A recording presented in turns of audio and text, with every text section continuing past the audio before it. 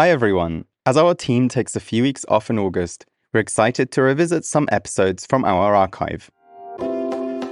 This week, we're diving back into the intriguing story of the Neanderthals and the mystery surrounding their extinction. The first encounter between Neanderthals and our species, Homo sapiens, occurred around 200,000 years ago, with Neanderthals eventually going extinct about 40,000 years ago. For generations, scientists have sought to understand what led to their demise and why Homo sapiens became the sole surviving human species on Earth. In this episode, we speak with an archaeologist who's dedicated his career to unraveling this enigma and exploring what Neanderthal history reveals about us, Homo sapiens. I'm Ment Mariwani, and this is The Conversation Weekly, the world explained by experts.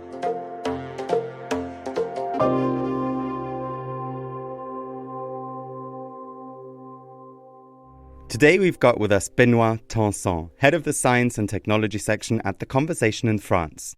Benoit has been working with Ludovic Slimak, an archaeologist at the University of Toulouse III, Paul Sabatier in France. Ludovic has been studying the history of Neanderthals and their extinction around 40,000 years ago. Hello, Benoit. Thanks for joining us. Hello, man. Thanks for having me. Benoit, you've been working with Ludovic since early 2022. Can you tell us a little bit about him and his work? Yes, of course. We worked together to publish a few different articles about very interesting discoveries he made about the early migration of Homo sapiens in Europe. So he wants to change our visions about how Homo sapiens came to Europe and maybe how the different relationships we could have with our cousin Neanderthals. Okay, and what exactly drew you to this work? In fact, my own background is biology, so I'm very interested about all the life sciences research, and especially human origins. I found this topic quite fascinating, answering the question, where do we come from? So when we first talked and he taught me about his research, I thought it was a really good topic for the conversation. Benoit, you've been working with Ludovic over the past few months, and he's also just released a new book in which he's made some very bold and provocative claims that really challenge some of the existing assumptions by archaeologists about the history of Neanderthals. Can you tell us what he's been arguing? Yes, actually, he's convinced that our visions of how Homo sapiens arrived in Europe are not true. Before his work, we thought that Homo sapiens arrived in Europe about 40,000 years ago. Approximately the same time Neanderthals went extinct. And from his work, he brought some evidence that Homo sapiens actually was in Europe 10,000 years before, so around 50,000 years ago. So it's quite a game changer in that story, because for about 10,000 years, Homo sapiens lived with Neanderthal, but we don't really know exactly how we lived together. But this research, it can change a lot about our own history.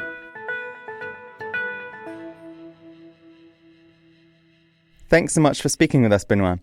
Now, I reached out to Ludovic and I spoke to him. I dig caves for something like 30 years, and I've been trying to understand who was Neanderthal, how he could have suddenly disappeared some 40 to 42,000 years ago.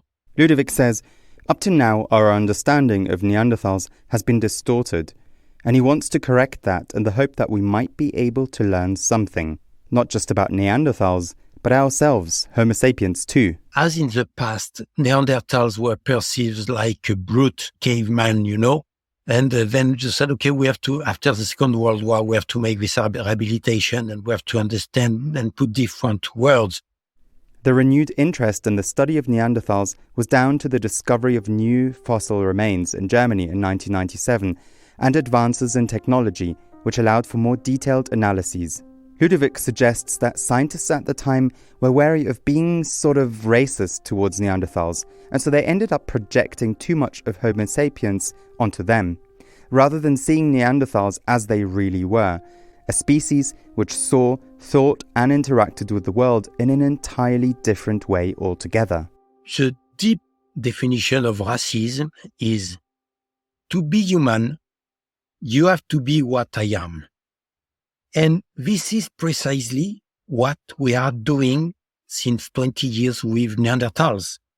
He has to be human, and so he has to be what we are. And doing so, the problem, we are killing him a second time.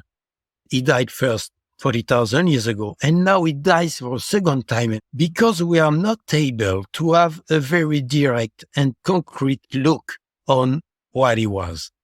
We are not able to understand the diversity. We are not able, us in our society, to understand the difference as sapiens. We have rules, and these rules define our way to understand the world. So, to understand Neanderthals better, who and what they were like, Ludovic has dedicated part of his work to finding out what happened to Neanderthals and the diversity of humans that once populated our planet. And just to be clear, when he speaks about humans and their diversity, he's not talking about different types of cultures we find today. He's referring to the many species of humans, or hominim, that existed thousands of years ago. Two of these types of humans we'll talk about today, Homo neanderthalensis and Homo sapiens. We have a common ancestor something like 500,000 years ago, so that means somewhere in Africa, there were some hominins that were the ancestors of both Homo sapiens and Neanderthals. But then these two humanities had their own lives in Eurasia for the Neanderthals and the other in Africa. With advancements in molecular biology in the 21st century and the first sequencing of Neanderthal DNA in the early 2000s, scientists were able to prove that Homo sapiens and Neanderthals originally shared a common ancestor when both species were still limited to the African continent. Then, around 400,000 years ago, Neanderthals set out to migrate into parts of Europe and Asia, or Eurasia for short, and their genetic lineage began to diverge and evolve separately from Homo sapiens.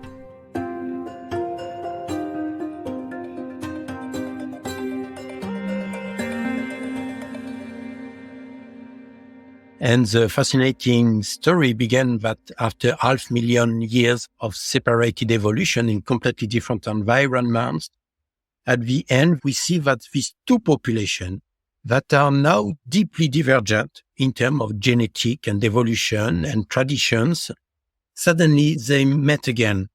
At this time, there were no longer at all the same humanity, but they shared for a time the same spaces, the same environments, and maybe sometimes the same caves.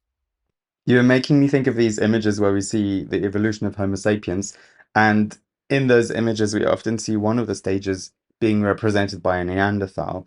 So what you're saying essentially is that Neanderthal's evolution is entirely separate to sapiens evolution, right? Yes, both sapiens and Neanderthals have a common ancestors, but then after 500,000 or 200,000-300,000 years, these two populations had their own path of evolution and they evolved on distinct continents. So they were very different one another. And these two populations met again and their exchanges very likely IDs and genes.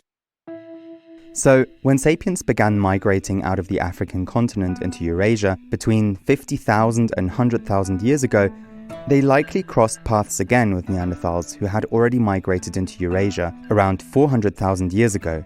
But just how the two populations related to each other and interacted isn't fully understood yet. We even don't know if the genetic contact occurred in Europe or in the Near East. And after this period of contact and cohabitation in Europe, suddenly all Neanderthals disappear on planet Earth. And we don't know why. And that's a very deep enigma because this is the last extinction of humanity. To understand what led to the extinction of Neanderthals 42,000 years ago and how Homo sapiens came to be the only species of humans to survive, Ludovic says we have to dig a little deeper and study artefacts from the period before Neanderthals became extinct. It was in 2022, while working in the Mandarin grot in the Rhone Valley in southern France, that Ludovic came across a surprising discovery that would challenge some of the scientific assumptions about Homo sapiens' migratory history from Africa into Europe.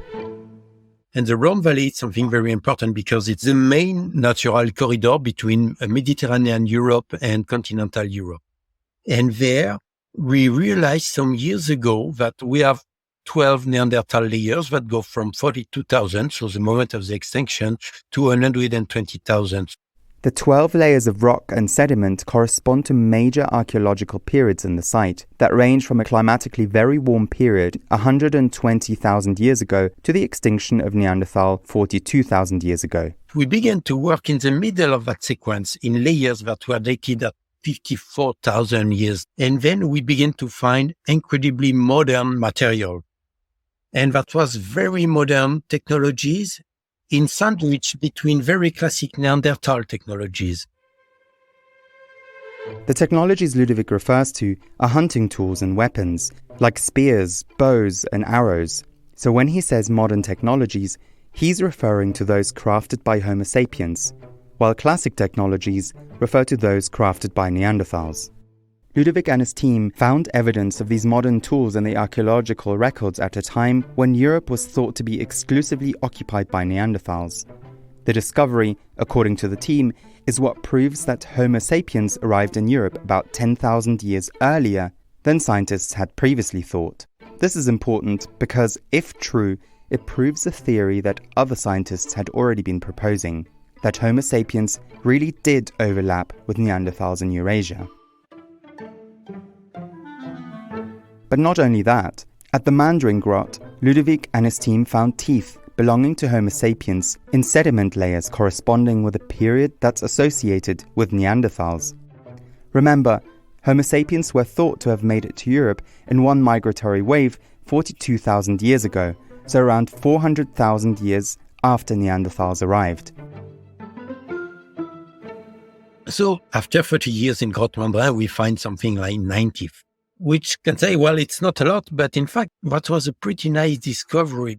All 9 teeth should have only been from Neanderthals, but when Ludovic sent them to his colleague for analysis, he found that this wasn't the case. He analyzed them by micro-CT scan, so very high resolution. And then he told me, well, Ludovic, there's one tooth here, which is different. It's an Homo sapiens, and in fact, it's an archaic Homo sapiens.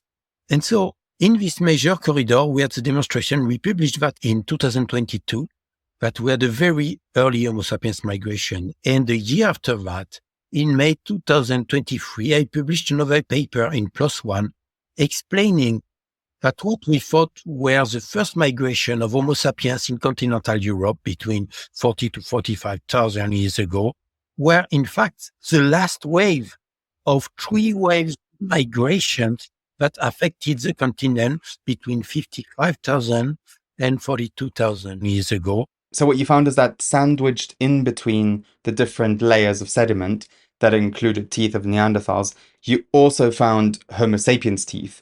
And that is what suggested to you that Homo sapiens migrated earlier and in various different waves. Precisely what we had were an Homo sapiens migration in Neanderthal territories.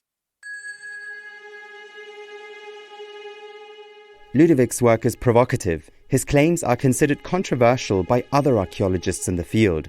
The site where the tooth was found has been linked to a technological industry, which is notable for some of the oldest and most sophisticated stone tools and artifacts, such as flint knives, blades, and scrapers.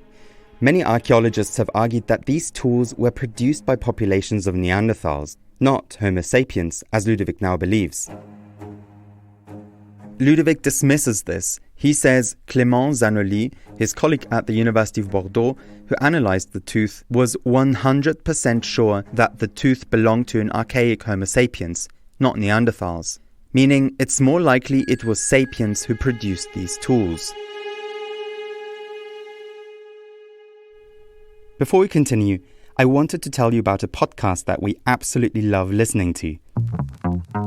It's Outrage and Optimism, a useful weekly guide for anyone wanting to make sense of the complexity of the climate conversation.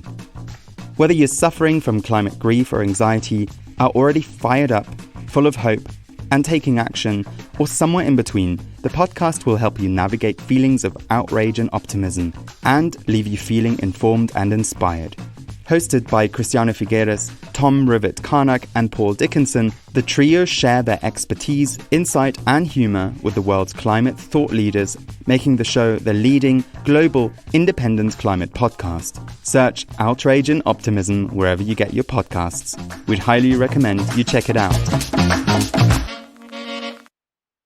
In May 2023, Ludovic and his team published the remainder of their findings in a paper, arguing that what scientists originally thought of as the first wave of colonization of sapiens from West Asia to Europe was in fact the last of 3 waves, and each migratory wave yielded its own distinct culture, the first taking place 54,000 years ago, followed by the second wave 45,000 years ago, and culminating with the third wave around 42,000 years ago. This was happening while populations of Homo sapiens elsewhere were expanding into other regions of the world, including Oceania. We have at the eastern end another major historical event, which is the colonization of Australia.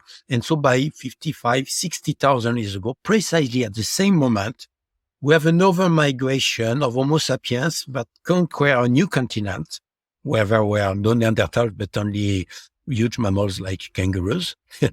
And so you have huge expansion of this Homo sapiens population that conquer all the eastern end of Eurasia and all the western end of Europe. And all that is at the same precise moment. And it's very likely that we have here a major event and a major at the scale of the human history. So the expansion of human beings happened at a very fast pace and across huge territories. And at the same time, Neanderthals were also following their own migration paths, parallel. Well, that's the moment where we have this Homo sapiens expansion. That's also, this expansion occurred on all the territories of Eurasia. And in all these territories, there were a large diversity of humans. And they, very likely they met. At the same time, other human populations existed too, such as Denisovans around Siberia, Homo floresiensis in what's Indonesia today, and Homo naledi in modern-day South Africa, for example.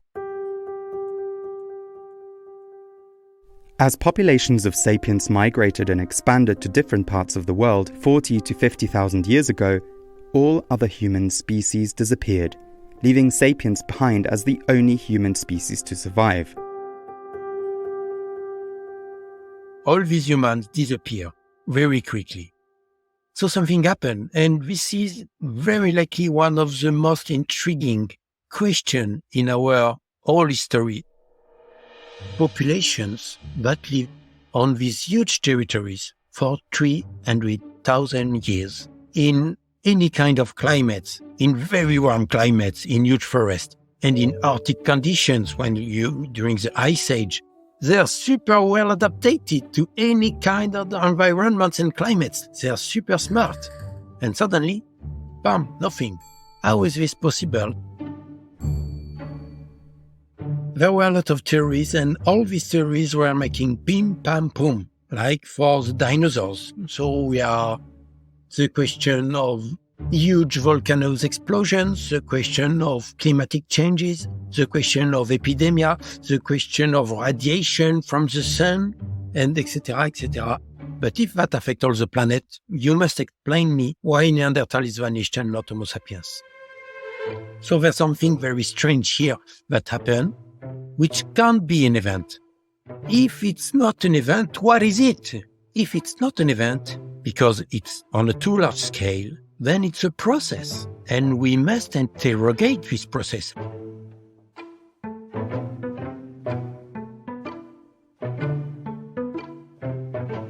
To try find any clues about what that process might have looked like, Ludovic set out to study the tools Neanderthals and Homo sapiens had crafted more closely. His hunch was that by examining the tools and tracking their development over the course of Neanderthals and Homo sapiens' migratory evolution, this could perhaps tell us something about why one species survived while the other didn't. In 2016, Ludovic got on a plane to Harvard University's Peabody Museum in the US. The museum holds a range of tools and artefacts belonging to Neanderthals and sapiens that were uncovered in the Ksar Akil cave and the outskirts of Lebanon's capital Beirut.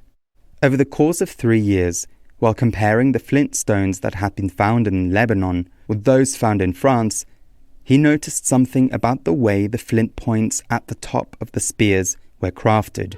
The flint points Homo sapiens had crafted during their evolution in the course of their migration to Europe all looked strikingly similar to each other, despite the fact that some of them had been made tens of thousands of years apart. There's a million ways to produce a flint point, and suddenly I realized there was the same technology to make the same point. If you measure them at 1 millimeter, there's no statistic difference. We are 3,000 kilometers from the Rhone Valley in the East Mediterranean coast. That was stupefying, but there in that site, we knew that this technology were made by early Homo sapiens. At a point, I realized something that my colleagues never precisely understood before that. I realized that if you take Homo sapiens tools or weapons, technology, whatever they are, 100,000 years old or 55,000 years old, after you saw 100 of these tools, the 10,000 after that are precisely the same. So we have a process of standardization of production in series that is very specific to our species. But now if you take Neanderthal tools, they are nice also. They are also impressive, some of them. I think nobody is able to reproduce them today. But there's something else, because this tool, it's something unique. That means even if you see 1 million flint tools after that, each of them will be different from the others. That's something crazy that is systematic among all Neanderthal societies, all Neanderthal technologies that we never see in Homo sapiens. What he's arguing is that Homo sapiens standardized their method of producing these tools to make them more efficient, but Neanderthals didn't. Their tools were all made in different ways, with seemingly no standard method. So you don't see the standardization of tools in Neanderthals in the same way Homo sapiens were standardizing their tools, right? It's not simply that each Neanderthal tool is unique. It's also that when you take a Neanderthal tool and you have a look on it, and you see that the craftsman, when he was making his tool, is going to play with the morphology of the boulder, with his texture, with the color of the flint. Sometimes he just follows the colors like that. When he makes a transformation, he creates his tools. And so Neanderthal is in dialectic with the raw materials, with the elements he's transforming. While when we are dealing with an Homo sapiens technology, Homo sapiens has an idea and is going to force all the raw materials to be transformed to his own idea of what is a good thing, what is the reality of the world. And that gave a result of hyper-standardization. For Ludovic, it's this discovery in which might lie the clue for why Homo sapiens have survived and Neanderthals didn't. He says the flintstones suggest Neanderthals were far more creative than Homo sapiens. Homo sapiens, on the other hand, he says, are efficient, they think the same, and dislike divergence. He argues it's not that Homo sapiens wiped out other humans, but rather our tendency to categorize, systematize, and standardize everything we do and encounter might have placed us at an evolutionary advantage over fellow human species at that time in history. What I say here is not that Homo sapiens is superior to Neanderthal. I said Homo sapiens is hyper-standardized, and this standardization provided him an hyper-efficacy and an hyper-ability to conquer all the planet. While on Neanderthal, what we see, it's an incredible creativity. So now we have an incredible paradox. If the definition of humanity, is the freedom of mind and the creativity, then maybe that the humans disappeared 40,000 years ago and it remained only a very specific variant of humanity, us, Homo sapiens, which is super efficient. While it may seem positive to be efficient, Ludovic says there is something deeply unnerving about our hyper-efficient ways as Homo sapiens. Doing all the same time in the same way all together That's the definition of martial arts. You walk all together in the same way. You must wear the same clothes and you must have 1 millimeter of difference. All our armies on the planet worked on that process to be efficient and to be superior to the others. If I want to be superior to my enemies, we must all behave exactly the same way. That's something super scary. I think that the waves of sapiens through the planet induced the disappearance of any other humanity on the planet simply because we are what we are and we are super efficient. And in our way to be efficient, we are not able to understand a different way to be in the world. So we have to learn to beware of ourselves.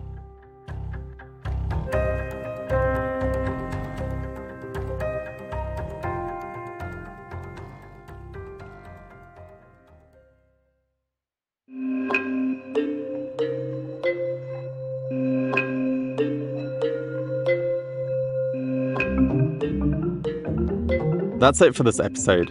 You can read the original story published on The Conversation in the show notes, where we've also put the links to new research on the history of Neanderthals. This episode was produced by me, Ment Mariwani, with assistance from Katie Flood. Gemma Ware is the executive producer, sound design is by Michelle Macklem and Eloise Stevens, and our theme music is by Nita Sal. Stephen Kahn is our global executive editor. You can connect with us on Instagram at theconversation.com or email us directly at podcast@theconversation.com.